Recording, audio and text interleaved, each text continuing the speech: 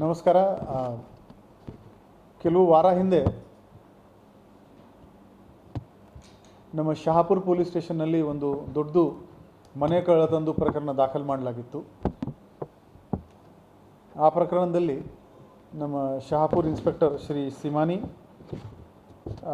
ಅವ್ರ PSI Manikantha Poojary, Praveen Biradar, PSI Manjunath ಭಜಂದ್ರಿ CCB ಮತ್ತು ಸಿಬ್ಬಂದಿ ಜನರಾದ ಶಂಕರ್, ಶ್ರೀಧರ್, ಅಜಿತ್, ಶ್ರೀಶೈಲ್, ಶಿವರಾಜ್, ಶ್ರೀರಂಗ್,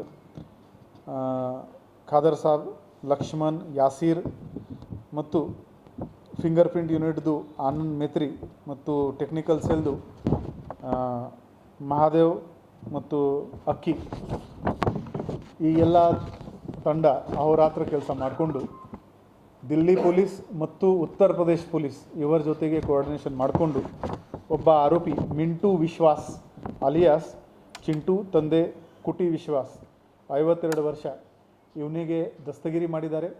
ಮತ್ತು ಇವನಿಂದ 45.5 ಲಕ್ಷದ ಚಿನ್ನ, ಗಟ್ಟಿ ಚಿನ್ನ ಅವನು ಮೆಲ್ಟ್ ಮಾಡಿಕೊಂಡು ಜ್ಯುವೆಲ್ರಿ ಅಂಗಡಿಗಳಿಗೆ ಮಾರಾಟ ಮಾಡಿದ್ದ.